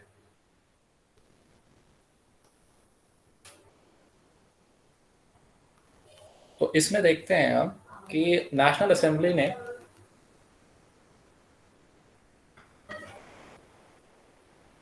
ड्राफ्टेड, टाइम लेते हैं 2 साल का करीबन, constitution. Okay, 1791, very important. What was the constitution of 1791? Multiple time it has been asked, ठीक है, in different duties and half yearly and yearly examination. तो इसको अच्छे से समझना। मेन ऑब्जेक्टिव क्या है? मेन ऑब्जेक्ट था इसको ड्रॉप करने का, ये भी पूछा जाता है। What was the main objective of? वही नेशनल असेंबली है ना जो थर्ड स्टेट ने मिलकर बनाई थी, वॉकआउट करके। सर इन 1791 की और 1791 of 1791 main objective constitution of 1791। तो ड्राफ्ट क्या होता है? इम्प्लीमेंट करना। ओके, अब बीच में मत बोलिए, लिख ले। अब इसको पहले समझिए। मेन ऑब्जेक्टिव था to limit the power of monarch. समझ लीजिए, जिसका डाउट हो वो एक जगह लिखे और फिर इकट्ठे पूछें। To limit the power of monarch. अब इसमें limit the power of monarch main objective था।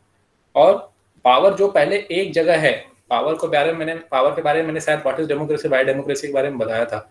ये कौन से पावर होते हैं? Legislative, executive and judiciary.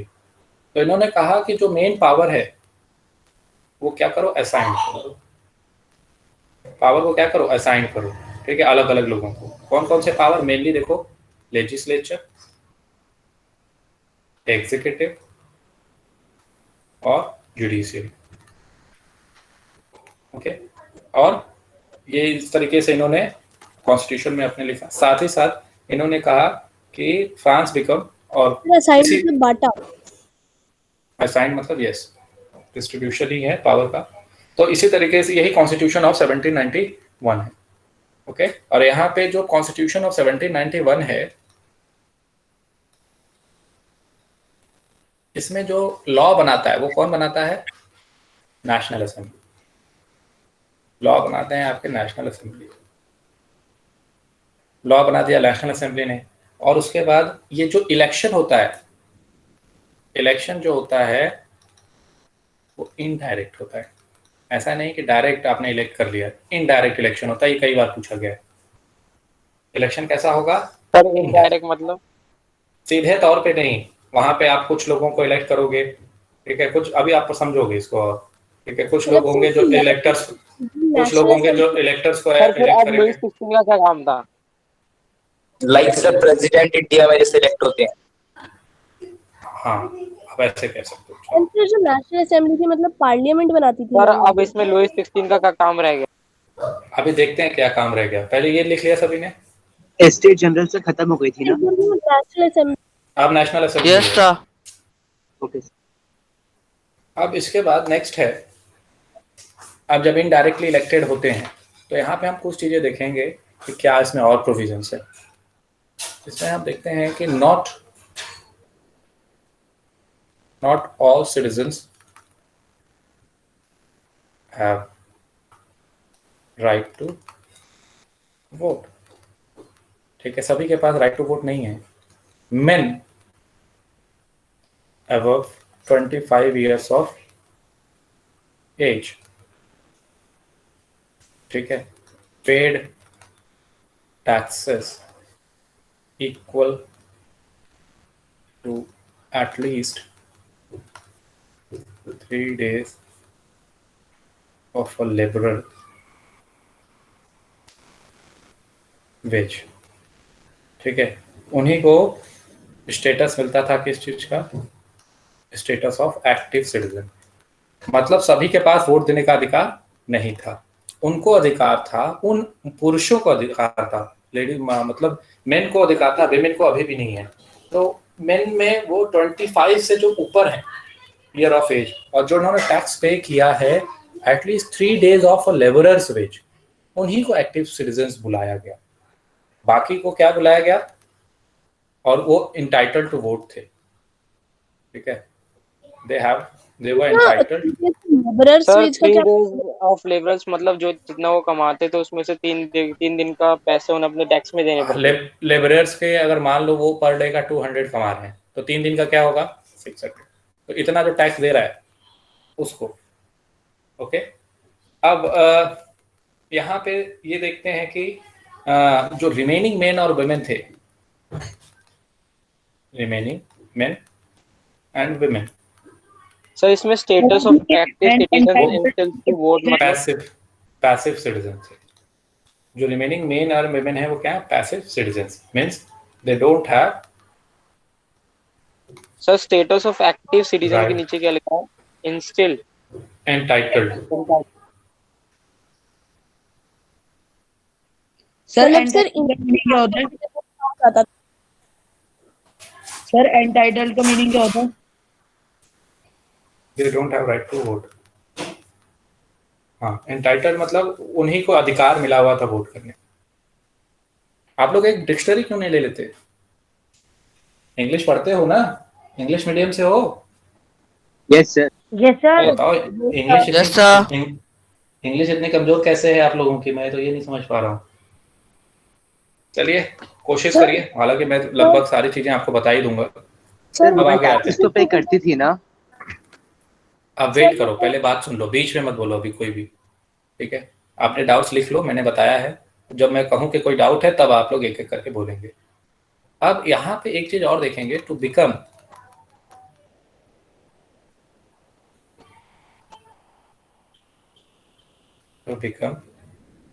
As an elector, एक इलेक्टर बनने के लिए सिटीजन्स कहा जाता था।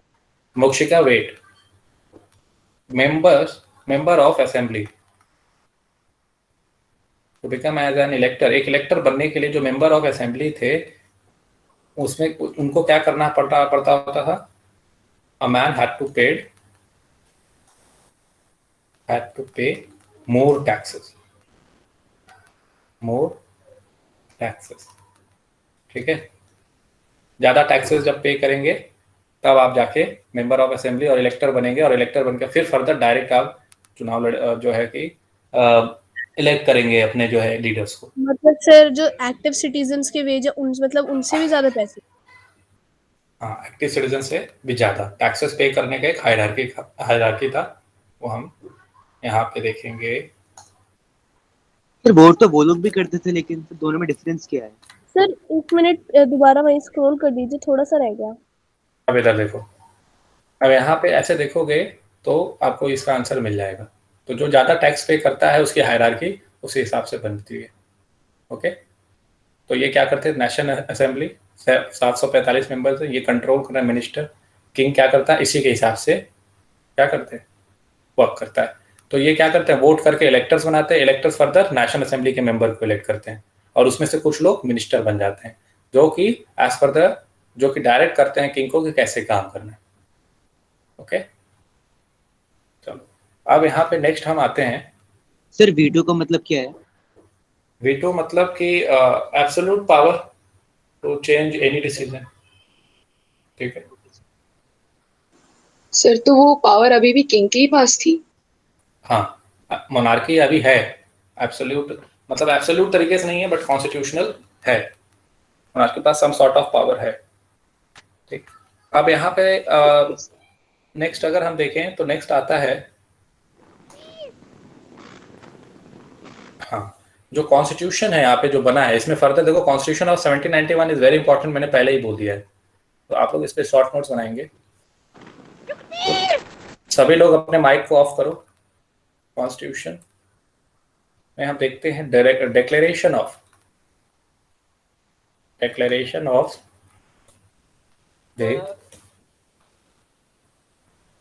राइट्स ऑफ सिर्फ मैन। बात कॉन्स्टिट्यूशन ऑफ 1791 की बोल रहे हैं, इससे पहले कोई कॉन्स्टिट्यूशन बन चुका है क्या? बीच में मत बोलो मोक्षिका, जो लिखवा रहा हूँ लिखो। Declaration of the rights of man and citizens, अब जिसमें क्या क्या है, right to life, freedom of speech,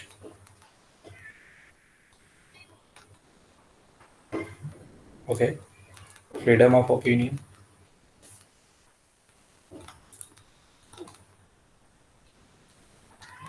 equality before law. Okay, ये सब क्या है, नेचुरल एंड, ये सब क्या है, सॉरी यहाँ लिख लेता हूँ, नेचुरली मिले हैं, एंड इनएलिनेबल, हटाया नहीं जा सकता। ओके, नेचुरल एंड इनएलिनेबल राइट्स है, इनएलिनेबल राइट्स है, जो कि हर मैन को मिलते हैं। देखो फिर से यहाँ पे किसको मिल रहा है, each man will get by birth से ही मिल जाएगा। ओके, सर ये आपने नेचुरल लिखा। हाँ, ये ड्यूटी है किसकी, ऑफ स्टेट टू प्रोटेक्ट, इसको प्रोटेक्ट करने की जिम्मेदारी स्टेट की है, ये मिलना ही मिलना चाहिए। तो ये था आपका constitution of 1791। Sir only for man? हाँ, each man, sorry each human है एक्चुअली।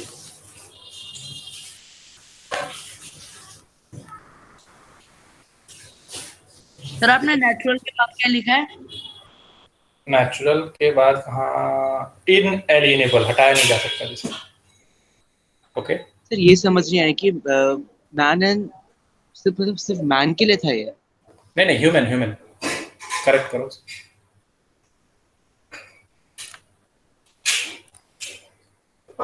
सर एक बार पीछे कर दीजिए। पीछे कर दो, मेरा भी कर दो। सर पीछे कर दो। सर जो आपने लिखा है, चलो लिखो फटाफट। यहाँ पे मैन नहीं ह्यूमन करो। ओके, हालांकि लिखिए यहाँ पे मैन भी रहे हैं, मैन को स्पेशली एम्फसाइज कर रहे हैं, बट सिटीजन्स भी लिखा हुआ है, तो मतलब विमेन भी हैं इसमें। ठीक है, मैन को वोटिंग के लिए एक्सक्लूसिवली यूज किया जाता है, मतलब एक्सक्लूसिव पावर दिया गया वोटिंग का, उसमें भी जो 3 days के लेबरर्स के बेस दे रहे हैं उनको, particularly means man of property. Sir women taxes पे करती थी? नहीं सर डन। चलो अब रीडिंग सर रीड करो। मैं पढ़ता हूँ। चेतन, हु इज चेतन? मेरा नहीं सर, आपने कहा था पढ़ लेना, जब समझा दो। चलो अच्छा पढ़ लो, तुम ही पढ़ लो। While the National Assembly was busy at the side drafting a constitution, the rest of France sat with turmoil. A severe winter and Severe. meant sir क्या? Severe. A severe winter and meant a bad harvest. The price of bread rose. Often, bakers exploited the situation and hoarded supplies. After spending hours in long queues at bakery, crowds of angry women stormed into the shops. At the same time, the king ordered troops to move into Paris.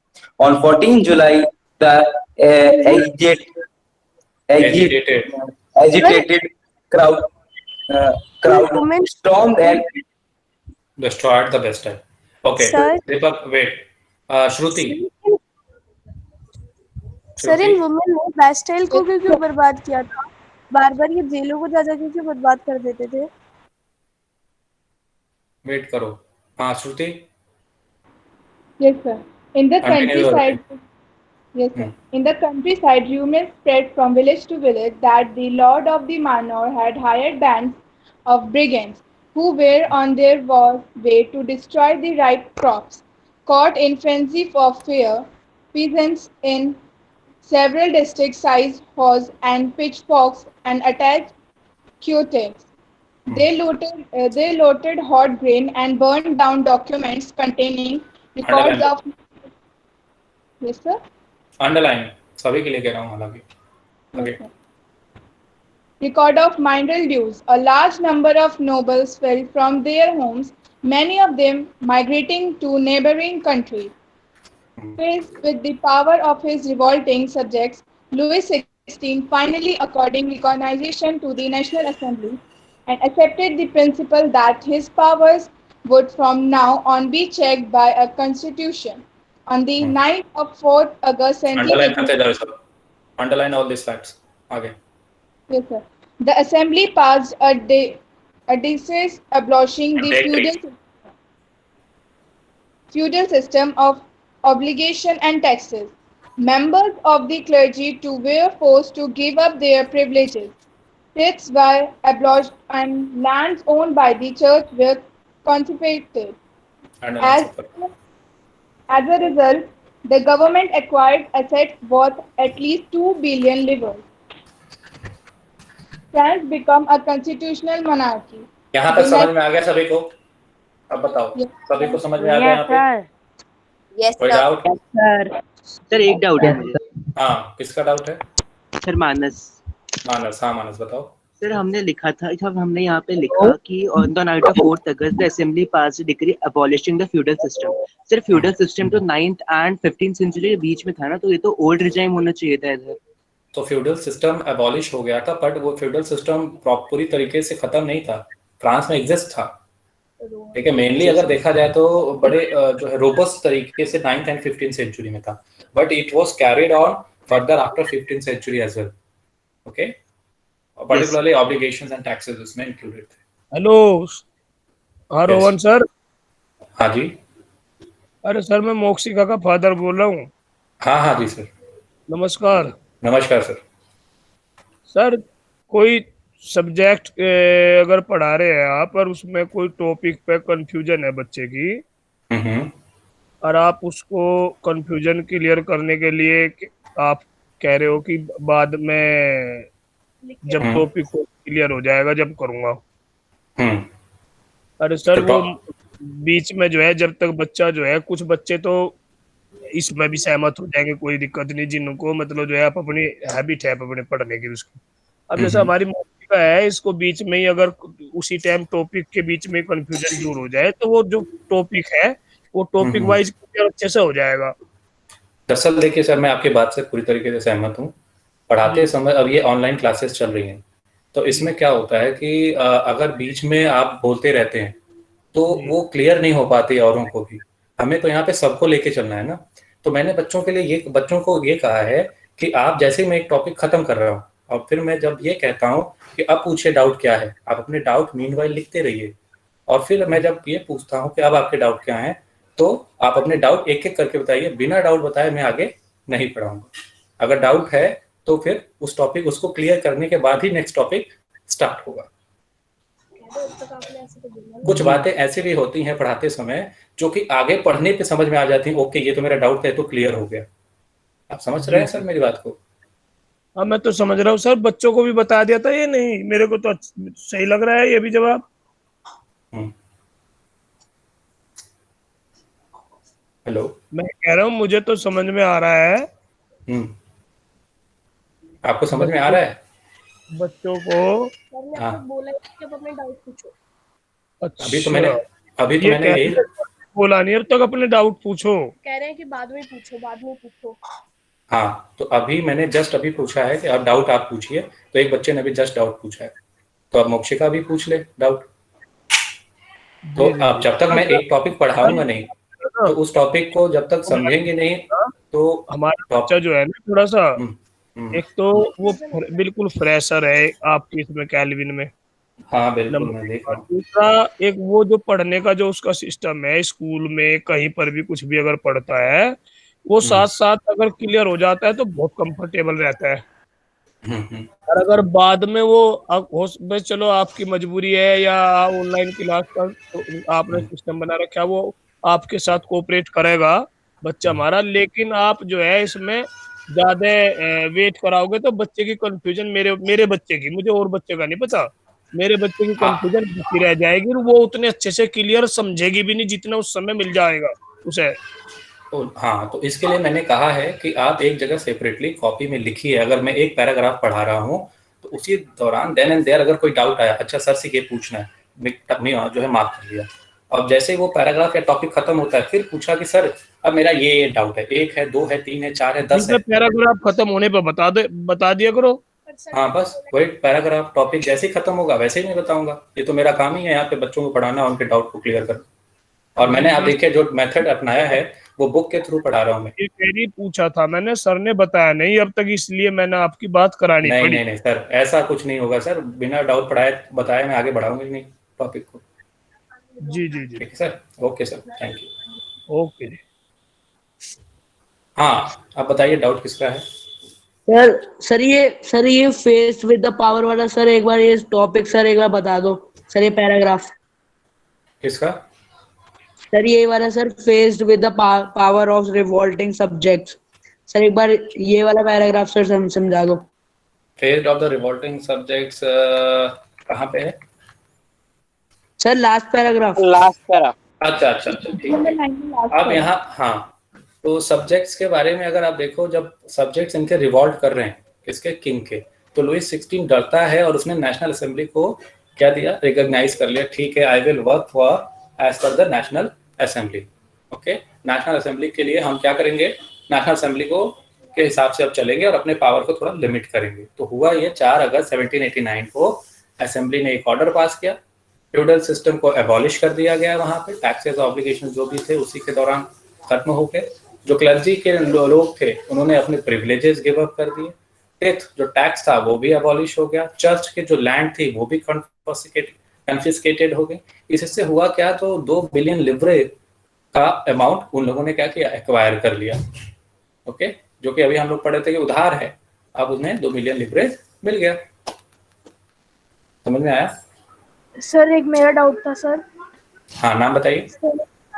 Sir Satyam Goyal. Sir मेरा ये doubt था कि जो passive citizens थे, ये सब जो passive citizens थे ये सब 25 साल से ऊपर के मैन वुमेन यही थे, या फिर जो 25 साल के नीचे के जो बच्चे भी थे और जो भी थे? सत्यम मेरी बात सुनो, सत्यम मेरी बात आप सुनो। जो 25 साल से ऊपर मेन है और जो 3 दिन के लेबर के वेज के बराबर पैसा दे सकते हैं टैक्स, वही उन्हीं को टैक्स जो है पे करने का, ठीक है, उन्हीं को एक्टिव सिटीजन माना गया। रेस्ट जितने भी मेन एंड वुमेन है सब पैसिव सिटीजन है और वो वोट नहीं कर सकते। एक्टिव सिटीजन ही क्या कर सकते हैं, वोट कर सकते हैं। ओके, बस यही कंडीशन है। और सर जो 25 साल से नीचे, और सर जो 25 साल से नीचे के होते थे वो भी मतलब पासिव सिटीजन ही होते थे मतलब? सत्यम, मैंने जब ये कह दिया रेस्ट मतलब बाकी सभी आ गए उसमें। ठीक है, okay sir, okay, thank you. और किसी का डाउट? सर मेरा डाउट है सर। यस सर, मेरा डाउट। दीपक, हाँ बोलो। सर मेरा ये डाउट है सर, जैसे आपने बताया कि जब स्टेट असेंबली होती थी तो मतलब उसके अंदर जब फर्स्ट स्टेट और सेकंड स्टेट के आते थे उसमें वो लोग आते थे जो रिच थे और एजुकेटेड थे। तो मतलब सर जो रिच थे लोग बट एजुकेटेड नहीं थे वो भी आते थे सेकंड स्टेट में? Second sir stage by assembly में। बर्थ होता है ना, बाय बर्थ होता है। नोबिलिटी में आपकी बर्थ हो रही है, क्लर्जी में हो रही है, तो बाय बर्थ आपको मिल गया ना प्रिविलेज। तो इसी को तो मिडिल क्लास हटाना चाहते थे, बाय मेरिट करना चाहते थे। तो सर फिर भी सारे थोड़ी आ सकते हैं, उनमें से कुछ ही तो लोग आते थे 300, आई मीन सर 150। 150 का क्या मतलब है? सर मतलब सारे लोग थोड़ी आ सकते हैं, और आपने बोला ना कि वही लोग आएंगे जो एजुकेटेड है और रिच है। तो वो सर तो मेरा थर्ड। क्वेश्चन ये है कि मतलब जो ओके, एजुकेटेड नहीं है बट रिच है वो आ सकता था वहां पे? जो रिच और एजुकेटेड है वही आते हैं as a representative from third estate में, मैंने ऐसा कहा था। ओके, और जो पीजे एंड आर्टिशंस ये सब हैं वो सब अलाउड नहीं थे, विमेन वेर नॉट अलाउड। तो वो अपने ग्रीवेंसेस और डिमांड 40,000 लेटर में लिख के भेजते थे। ओके तो मेरा सर। भी नेशनल असेंबली थी ये आगे फिर पार्लियामेंट बन गई थी क्या? ना, क्या कह रही हैं आप? क्या नाम है आपका? सर मोक्षिका सर, नेशनल असेंबली हाँ मोक्षिका, बोलो। बन गई थी क्या? क्योंकि उसके पास है ना कि लॉ सिर्फ नेशनल असेंबली पास कर सकती है। नेशनल असेंबली जो है कि थर्ड ई स्टेट के लोग बनाते हैं। Okay, general E state general जो पढ़ा हमने वो अब नहीं है, नेशनल असेंबली है। और ये नेशनल असेंबली के लोग भी अब क्या करेंगे, फर्दर कॉन्स्टिट्यूशन बनाएंगे और यहीं पे लॉ मेकिंग प्रोसेस स्टार्ट होगा। कॉन्स्टिट्यूशन में ये ले डाउन है।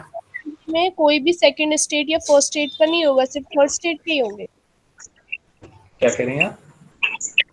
सर मतलब नेशनल असेंबली अब यहाँ पे पार्लियामेंट मतलब वो लोग पार्लियामेंट डिनोट कर रहे हैं नेशनल असेंबली में, या फिर सिर्फ जो वो बनाई असेंबली से यहाँ पे पार्लियामेंट के बारे में तो डिस्कशन हुआ ही नहीं। यहाँ पे ये डिस्कशन हुआ कि लॉ जो है कि मेकिंग बॉडी है आपकी नेशनल असेंबली, जो कि कॉन्स्टिट्यूशन ड्राफ्ट है। तो मतलब सिर्फ लॉ थर्ड स्टेट के पीपल का ग्रुप ही पास कर पाएगा। लॉ थर्ड ई स्टेट के ग्रुप के पीपल की बात नहीं हुई है। नेशनल असेंबली का इलेक्शन होता है, वो इलेक्शन कौन करेगा? एक्टिव सिटीजन इलेक्टर्स को इलेक्ट करेंगे, इलेक्टर्स फर्दर नेशनल असेंबली को करेंगे। अब उसमें अभी आपने पढ़ा जब कॉन्स्टिट्यूशनल मोनार्की हो गया तो क्लर्जी फ्यूडल सिस्टम हट गया ना। ओके, फ्यूडल सिस्टम हट गया। कि पार्लियामेंट की तरह ही है ना। हाँ, एक तरीके से आप कह लो, बट पार्लियामेंट वर्ड यूज नहीं हुआ है।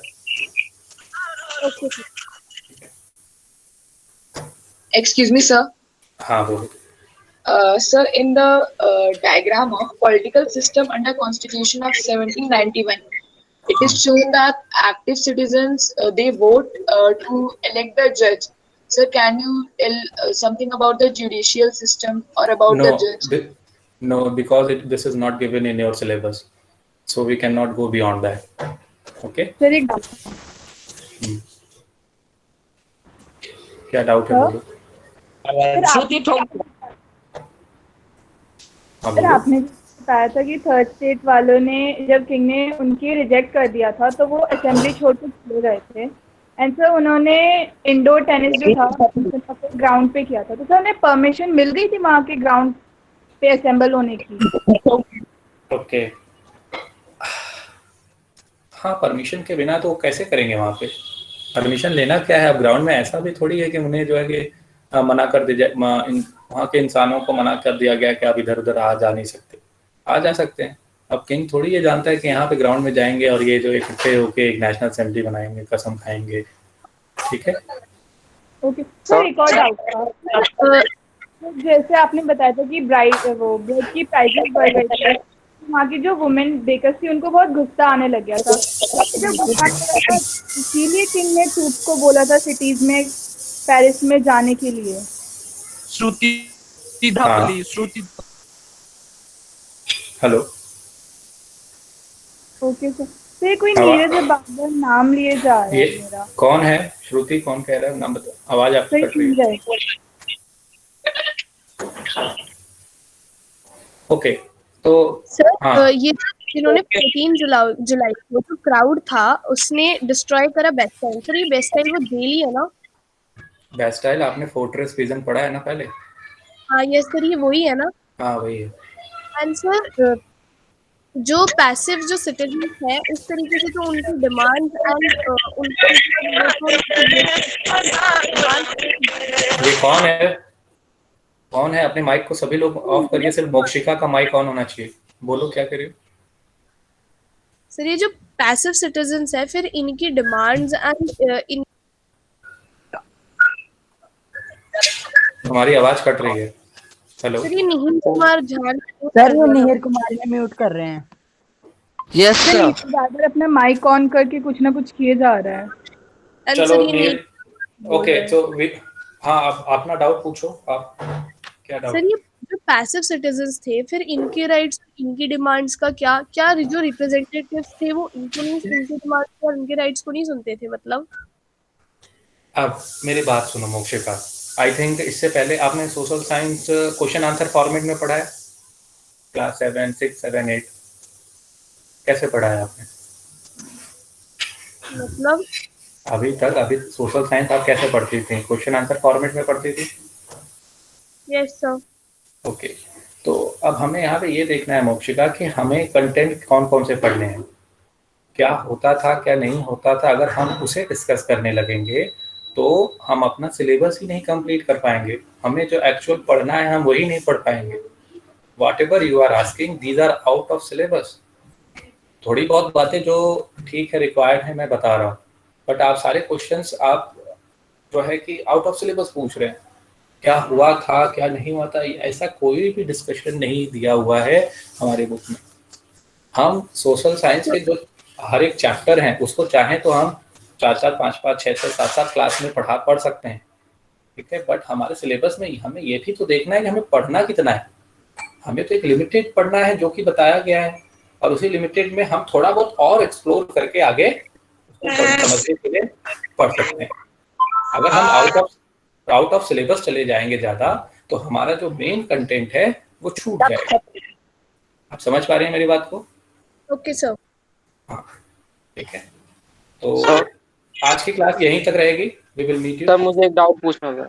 बोलो। सर आपने बताया कि जो इलेक्टोरल्स है वो नेशनल असेंबली को इलेक्ट करते हैं, सर फिर मिनिस्टर्स को कौन इलेक्ट करता है? किसको? सर मिनिस्टर्स को कौन इलेक्ट करेगा? फिर हमने आपने 50 हाँ इलेक्टोरल्स नेशनल असेंबली को इलेक्ट करते हैं। नेशनल असेंबली में से मिनिस्टर निकल के जाते हैं वहाँ पे। Okay sir. ठीक है, चलो आज की क्लास यहीं सर तक। किंग तो इलेक्ट नहीं होता था ना, लेकिन नहीं किंग तो किंग है ना, वो कैसे इलेक्ट हो? तो आपको अच्छे से पढ़िएगा, ठीक है, अच्छे से पढ़िएगा। सर ये नेक्स्ट क्लास में निहिर हम लोग कुमार बार डिस्टर्ब कर रहे हैं। यस चलो ठीक है, कोई बात नहीं, आज क्लास यहीं तक रहेगी। Okay, meet you in next class. पढ़ के सभी आना अच्छे से। Good night sir. Good evening sir.